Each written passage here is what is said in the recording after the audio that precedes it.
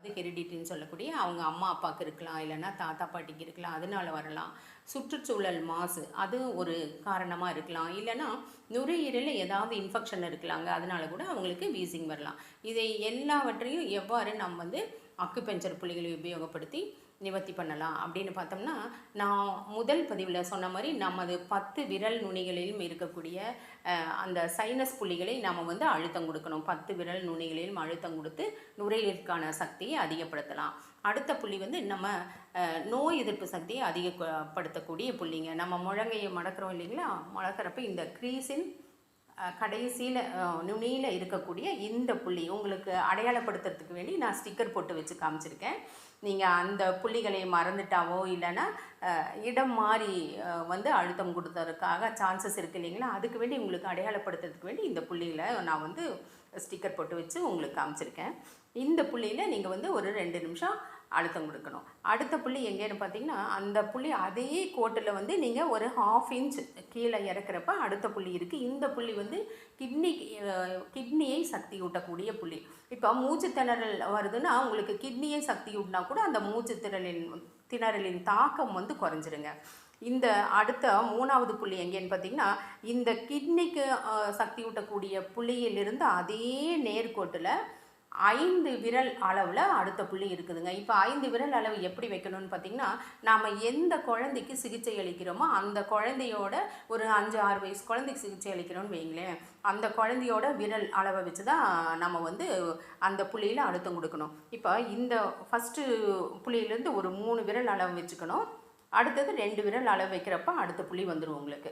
அந்த புள்ளியில் நீங்கள் ஒரு 2 நிமிடம் அழுத்தம் கொடுக்கணும். அடுத்த புள்ளி நம்ம தம்ஸ் அப் இப்படி பண்ணுவோம் இல்லைங்களா, பெருவிரலை நம்ம நோக்கி இப்படி பண்ணணும். பண்ணுறப்ப என்ன ஆகும்னா அங்கே ஒரு குழி விழும். பெருவிரலுக்கு நேராக மணிக்கட்டு சைடில் இங்கே ஒரு குழி விழும். அந்த குழியில் ஒரு அழுத்தம் கொடுக்கணும் நீங்கள் 2 நிமிஷம். அப்போ 1 2 3 4 புள்ளிகளிலும் நீங்கள் 2 நிமிஷம் 8 நிமிஷம் ஆச்சுங்களா. இதை தவிர மிக முக்கியமான புள்ளி நுரையீரலில் சக்தி ஊட்டக்கூடிய புள்ளி எதுன்னு பார்த்தோம்னா, நம்ம ஷோல்டரில் இந்த எலும்பு இருக்குது இல்லைங்களா, நம்ம கையையும் ஷோல்டரையும் இணைக்கக்கூடிய இந்த எலும்பு இருக்கும். இந்த எலும்பில் இங்கே எலும்பில் நடுவில் ஒரு புள்ளி இருக்கும். இந்த எலும்போட நடுவில் விரல் வச்சுட்டு கொஞ்சம் கீழே அந்த தொட்ட மாதிரி கீழே இருக்குனிங்கன்னா கொஞ்சம் ஷோல்டர் இப்படி தூக்குறப்ப அந்த குழி தெரியும்.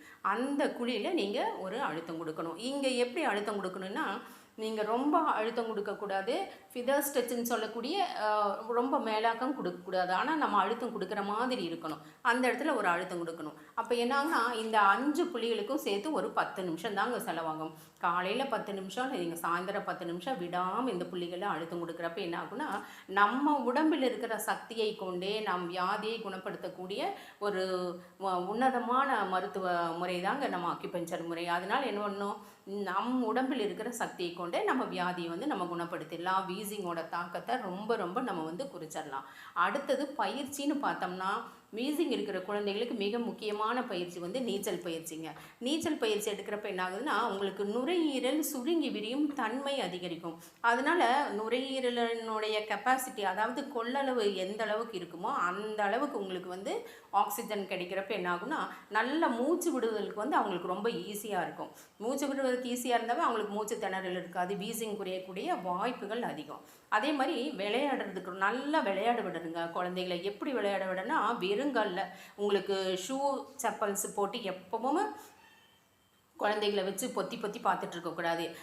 செருப்பு இல்லாமல் விளையாட விடுறது ரொம்பவே நல்லது. அது மணல் பாங்கான இடத்துல எல்லா உங்களுக்கு அடுக்குமாடி குடியிருப்பாக இருந்தாலும் சரி, தனி வீடாக இருந்தாலும் சரி, கண்டிப்பாக அங்கே எங்கேயாவது ஒரு இடத்துல மணல் இருக்கும் இல்லைங்களா, அந்த மணலில் வெறும் காலில் குழந்தைகளை விடுறது ரொம்ப ரொம்ப நல்லதுங்க. என்ன ஆகுனா, நம்மளோட பாதத்தில் தான் வந்து நம்ம 2 உள்ளங்கையிலையும் தான் வந்து நம்ம உடம்புல இருக்கிற அத்துணை அக்குபஞ்சர் புள்ளிகளும் இருக்குது. அதனால என்ன ஆகும், அந்த மணலில் விளையாடுறப்ப நல்லா உங்களுக்கு வந்து அழுத்தம் கிடைக்கும். பாதத்துக்கு இருக்க வந்து மணல் அழுத்தம் கொடுக்குறப்ப என்ன ஆகுனா, நம் உடம்பில் இருக்கக்கூடிய அத்துணை உறுப்புகளும் வந்து தூண்டி விடப்படும். அந்த சக்தி தூண்டி விடுறப்ப என்ன ஆகுனா, நம்மளோட உள்ளுறுப்புகள், அதாவது மண்ணீரல், கல்லீரல், கிட்னி எல்லாமே சக்தி வந்து தூண்டி விடப்பட்டு எல்லாமே ஆரோக்கியமாக இருக்கும். நம்ம மொத்த உடம்புக்கும் தேவையான சக்தி கிடைக்கும். நோய் எதிர்ப்பு சக்தி, முக்கியமாக நோய் எதிர்ப்பு சக்தி அதிகமாக இருக்கும். அதனால என்னன்னா, நம்ம அந்த குழந்தைகளுக்கு எந்த வியாதியுமே சட்டுன்னு இன்ஃபெக்ஷன் ஆகாது அவங்களுக்கு. சீக்கிரம் அப்படியே வியாதி வந்தாலும் சீக்கிரம் குணமாயிடுவாங்க, நோய் எதிர்ப்பு சக்தி அதிகரிக்கும். அதனால் என்ன பண்ணணும், குழந்தைகளை இந்த மாதிரி இயற்கையாக விளையாட விடுங்க. அதே மாதிரி வீட்டில் செடி போடக்கூடிய சான்சஸ் இருந்தால் கூட அந்த செடியில் தண்ணி ஊற்றி அந்த மாதிரி தரையில் செடி வைக்கிற மாதிரி இருந்ததுன்னா கூட அந்த சேத்துல கால் வச்சு அந்த மாதிரி சேத்தை கையில் எடுக்கிற மாதிரி அவங்கள பண்ணி என்ன ஆகும்னா அது ஒரு மட்பாத் மாதிரி இயற்கையாக அவங்களுக்கு ஒரு மட்பாத் கொடுக்குற மாதிரி இருக்குங்க. இது எல்லாமே அவங்களுக்கு நோய் எதிர்ப்பு சக்தியை அதிகப்படுத்தி அவங்களுக்கான வீசிங்கின் தாக்கம் வந்து ரொம்பவே குறைஞ்சிரும். அதே மாதிரி அவங்க வளர வளர அவங்களுக்கு இந்த நோய் வந்து முற்றிலும் குணமாகக்கூடிய வாய்ப்புகள் ரொம்ப அதிகம், இந்த மாதிரி நேச்சுரலாக அந்த குழந்தைங்கள வளர்த்துறப்ப.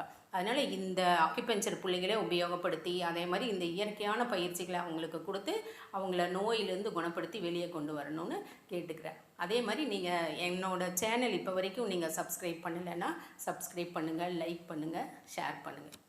நன்றி, வணக்கம்.